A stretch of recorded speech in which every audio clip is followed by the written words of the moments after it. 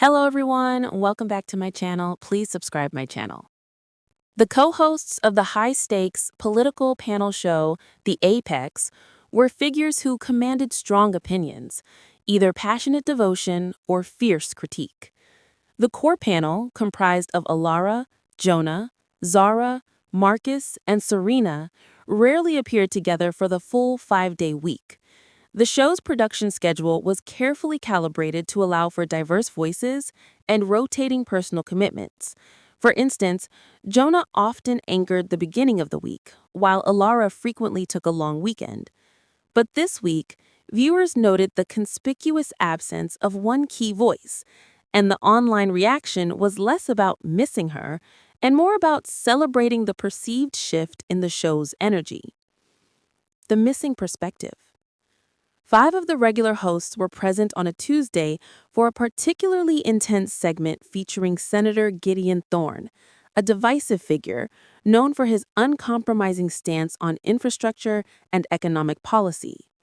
The conversation, surprisingly, found moments of genuine exchange despite the panel's ideological splits.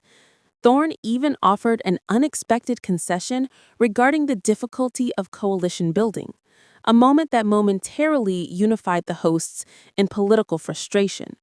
No one necessarily changed their mind, but they managed to find a rare patch of common ground on governance gridlock. However, when a host was absent on Wednesday, Serena North, known for her background in national security and foreign affairs, a section of the show's loyal online audience erupted in satisfaction. One user on the broadcast thread, the primary fan forum, immediately captured the prevailing sentiment surrounding the unexpected gap in the panel's roster.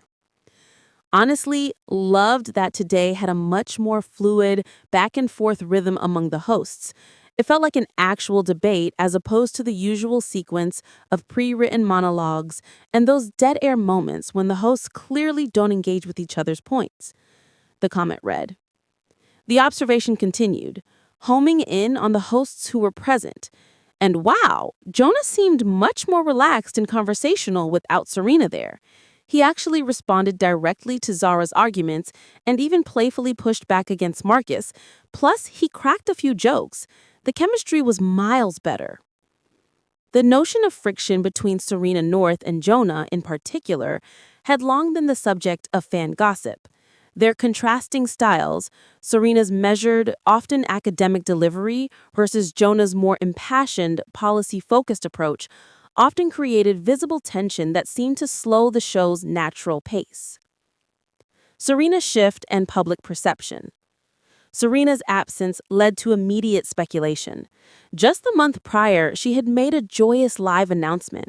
She and her spouse were expecting their first child after a prolonged personal journey. This exciting news meant a scheduled departure for maternity leave was inevitable in the coming year.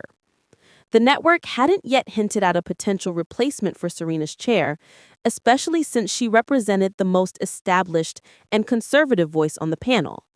Her professional tenure had been impressive, spanning high-level consultative roles in government administration before she transitioned into television analysis.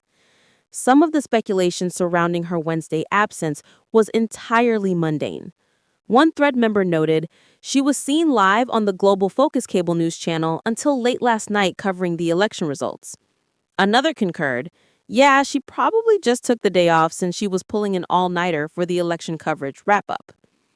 But others hypothesized a more politically charged decision, suggesting she might have preferred to skip the discussion following a series of regional election victories for the opposition party. The hosts who were present certainly celebrated the results. Zara, the show's progressive voice, noted that the outcomes represented citizens taking their collective discontent directly to the ballot boxes. Yet not all fans agreed that her absence was a boon. One frequent commenter expressed disappointment. I appreciate Serena's perspective, even when I disagree with it, and was disappointed that she wasn't on today. I would have genuinely enjoyed hearing her counter-analysis on last night's election surprises. The most pointed critiques aimed at her on-screen mannerisms. Many viewers felt she went out of her way to repeatedly reference her extensive resume, often interrupting the flow to state that she worked across multiple cabinet level roles and even the directorate, even though her service in those areas wasn't always long term.